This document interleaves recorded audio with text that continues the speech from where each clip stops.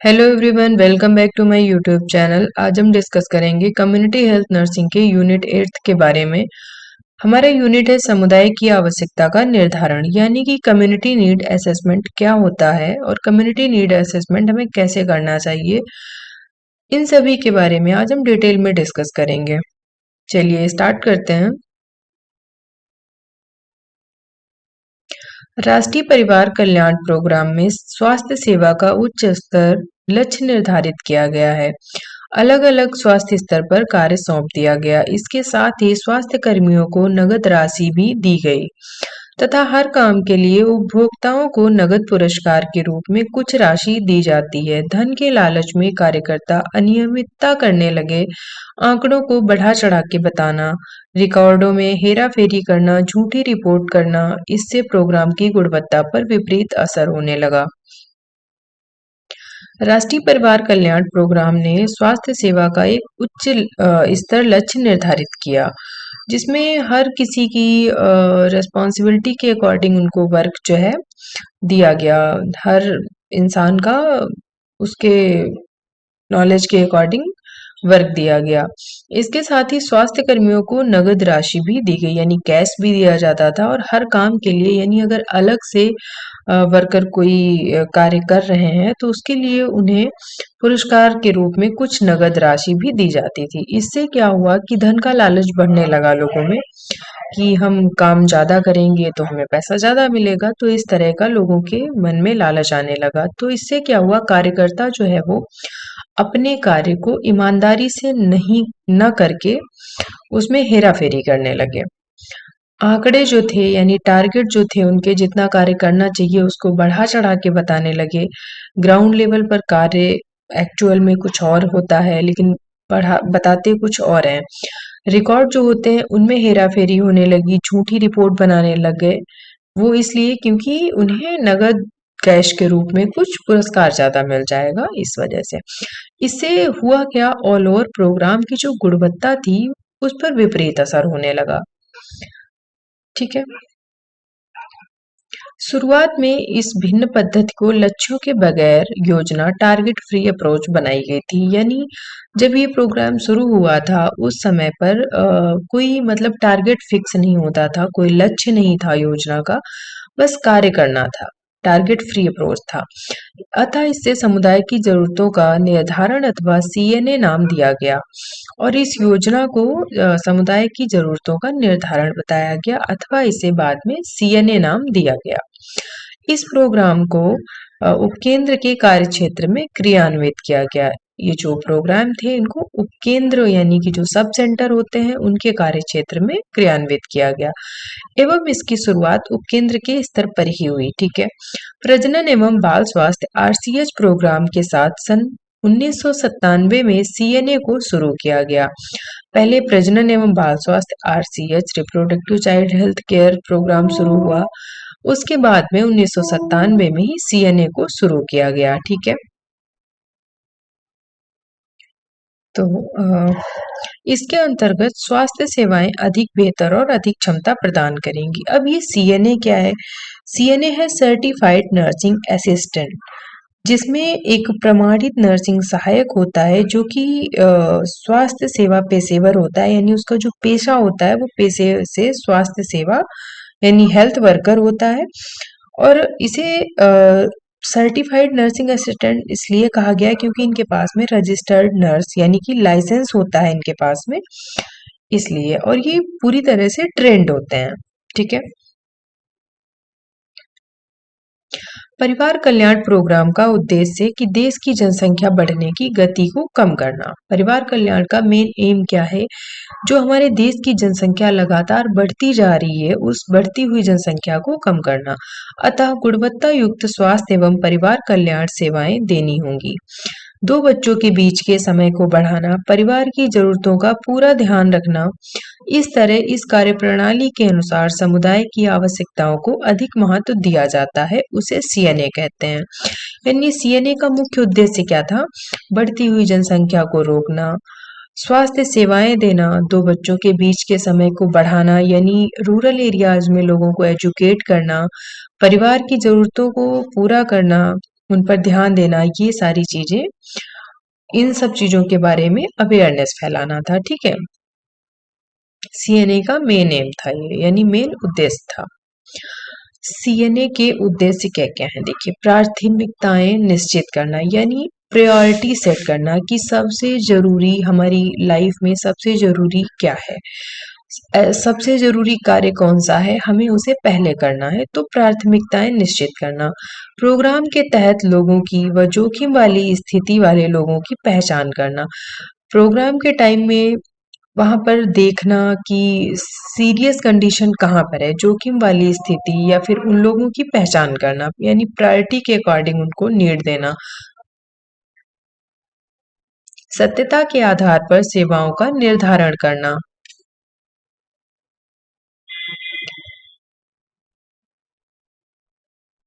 यानी ईमानदारी के साथ सेवाओं का निर्धारण करना और हेल्थ सर्विसेज देने के लिए संसाधन जुटाना। सेवाओं हेतु व्यवहारिक कार्यवाही योजना बनाना। कोई भी सर्विस देने के लिए हमें पहले से उसका एक वर्क प्लान प्रिपेयर करना होता है, उसके बाद ही हम उस सर्विस को अप्लाई कर सकते हैं।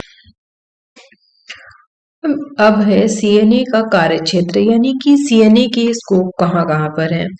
तो पहला है टीकाकरण में, इम्यूनाइजेशन में, दूसरा है मातृत्व एवं शिशु स्वास्थ्य सेवाओं में, नेक्स्ट है स्वास्थ्य एवं परिवार कल्याण सेवाओं में और किशोर स्वास्थ्य में। तो सीएनए का स्कोप कहाँ कहाँ पर है।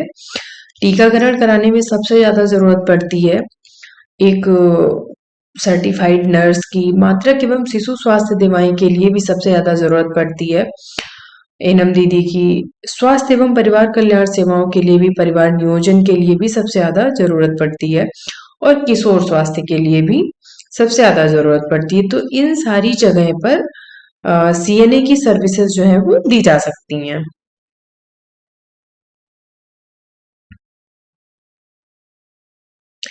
नेक्स्ट है सीएनए पद्धति। सीएनए पद्धति के अंतर्गत घर घर जाकर सर्वे करना और समाज के जनप्रतिनिधियों व संगठनों के साथ मिल बैठकर चर्चा करना। सीएनए पद्धति के अंतर्गत क्या है कि हर घर घर जाकर सर्वे करना होता है, डोर स्टेप जाकर के, और समाज के जो जनप्रतिनिधि व संगठन जो भी होते हैं उनके साथ बैठ करके डिस्कस करना होता है कि आगे का वर्क प्लान क्या है।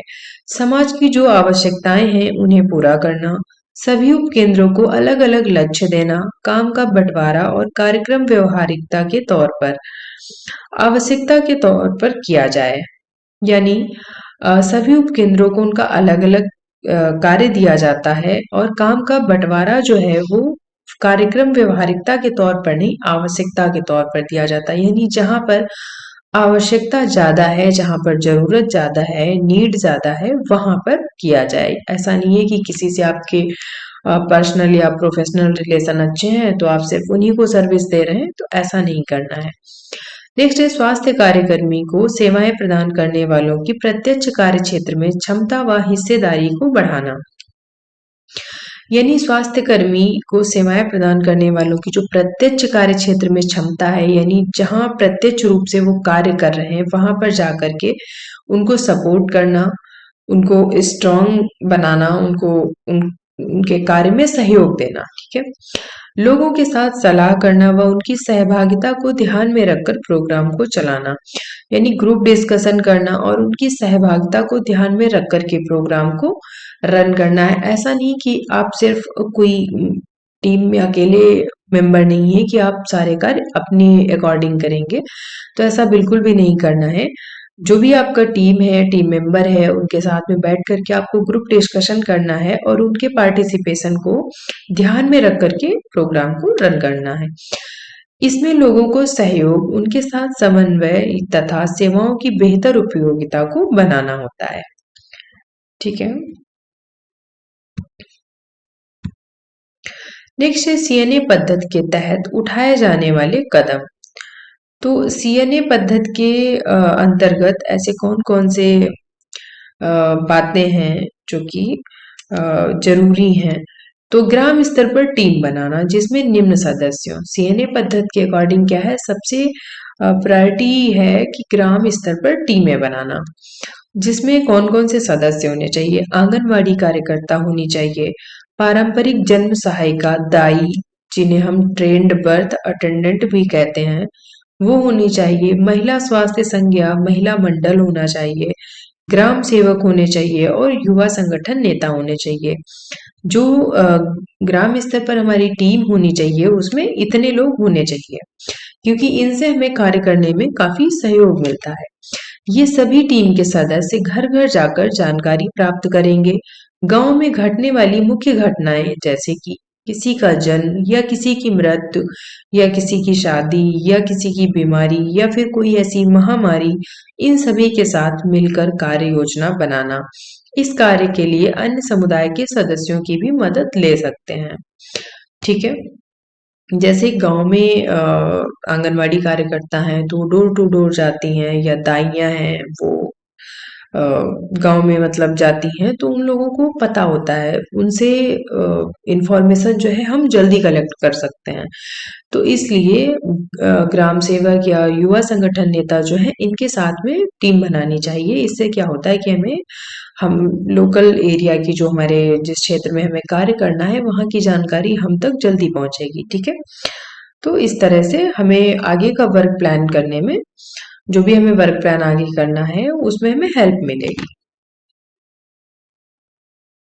सीएनए पद्धति के तहत उठाए जाने वाले कदम ये कंटिन्यू है, मतलब ये जो हमारी थी पहली टीम, यानी इतने लोग टीम में होने चाहिए। इसके अलावा भी हम बाकी लोगों से मदद ले सकते हैं। तो वो कौन से हैं, जैसे कि सरपंच हो गए या फिर ग्राम प्रधान हो गए या पंचायत सदस्य हो गए या फिर स्कूल टीचर्स हो गए, धार्मिक नेता गुरु, धर्म गुरु जो भी होते हैं, तो गांव के लोग इन लोगों की भी बातें मानते हैं, तो उनसे सहयोग ले सकते हैं। ये गैर सरकारी संस्थाएं, एनजीओज वगैरह हैं, उनसे आप हेल्प ले सकते हैं। अनौपचारिक संगठन के लोग हैं, उनसे हेल्प ले सकते हैं, या फिर स्वास्थ्य संबंधित चिकित्सक हैं, उनसे हेल्प ले सकते हैं। इन सभी कार्यकारी सदस्यों के साथ घर घर जाकर जानकारी प्राप्त करके विश्वसनीय सूचना प्राप्त करना, परिवार कल्याण की सेवाओं की आवश्यकता हेतु सर्वे से प्राप्त सूचनाओं का उपयोग और मासिक मीटिंग करना, उपलब्ध सूचनाओं पर मीटिंग में चर्चा करना और कार्यवाही योजना बनाना। सबसे पहले तो हम क्या करेंगे, हम इंफॉर्मेशन को कलेक्ट करेंगे, देन हम अपनी टीम के साथ में डिस्कस करेंगे और एक प्लान बनाएंगे, वर्क प्लान बनाएंगे कि हमें क्या करना है। हम मंथली मीटिंग करेंगे, मंथली मीटिंग में ये सारे जो हमारे डिस्कशन में जितने भी मुद्दे हैं, इन सभी मुद्दों को हम रखेंगे और उन पर आगे की योजना हम तैयार करेंगे। ठीक है। नेक्स्ट है सामुदायिक आवश्यकता आकलन की पद्धतियां क्या है, यानी method of community need assessment. Community की नीड है, उसका हम असेसमेंट कैसे करेंगे। तो सबसे पहले हम क्या करेंगे, क्वेश्चनायर मेथड अपनाएंगे, यानी प्रश्नावली विधि। हमें अगर किसी से जानकारी चाहिए तो हम क्या करेंगे, सबसे पहले सामने वाले से हम सरल भाषा में, सरल शब्द में सवाल पूछेंगे, जिस भाषा में सामने वाला इंसान कंफर्टेबल हो। ठीक है। तो सबसे पहले हम क्या करेंगे, क्वेश्चनायर मेथड अपनाएंगे, प्रश्नावली विधि यानी सवाल पूछेंगे। फिर हम ऑब्जर्वेशन मेथड अपनाएंगे, अवलोकन करेंगे हम। उसके बाद में हम इंटरव्यू लेंगे, साक्षात्कार, यानी कि फिर हम शेड्यूल करेंगे, यानी अनुसूची, यानी कि शेड्यूल करेंगे जिसमें कुछ सरल भाषा में और सीधे और सरल प्रश्न होंगे जो सामने वाले इंसान से हमें पूछने हैं, जिसका हम इंटरव्यू कर रहे हैं। ठीक है। और वो उन शब्दों का उससे हमें जवाब लेना है, जिससे हम क्या करेंगे, हमें असेसमेंट करने में हेल्प मिलेगी। फिर हम क्या करेंगे, केस स्टडी करेंगे, जो भी हमारे सवालों के जवाब वो इंसान देगा, उस पर हम केस स्टडी करेंगे, यानी उस चीज को हम अच्छे से पढ़ेंगे, उस पर फोकस करेंगे और फिर अपने ग्रुप में हम उस बात की चर्चा करेंगे। उसके बाद में हम डेली टेक्निक, अपना डेली मेथड बनाएंगे कि हमें उस पर वर्क प्लान क्या करना है, कैसे हमें अपने कार्य की योजना बनानी है। ठीक है। फिर हम मैट्रिक्स असेसमेंट करेंगे, यानी इवेलुएट करेंगे कि हमने क्या आकलन किया, जो हमने ग्रुप डिस्कशन किया, जो भी हमने अपना वर्क प्लान तैयार किया, उससे हम उसमें कितना आकलन कर पाए। ठीक है। तो इस चीज को हम असेसमेंट करेंगे, देन हम होम विजिट करेंगे। ठीक है। फिर हम होम विजिट करने जाएंगे। नेक्स्ट है सीएनए में एएनएम की भूमिका क्या होती है। ठीक है, तो समुदाय की स्वास्थ्य सेवाओं का आकलन करना, हमारी कम्युनिटी की क्या स्वास्थ्य सेवाएं हैं उनका आकलन करना, उनको समझना। ठीक है, ग्राम स्तर पर मासिक रूप से मीटिंग का आयोजन करना जिसमें टीम के सभी सदस्य हों। तो ग्राम स्तर पर क्या करना है, मासिक रूप से मीटिंग करनी है। स्वास्थ्य सेवा प्रदान करने वाले समूहों का निर्माण करना है।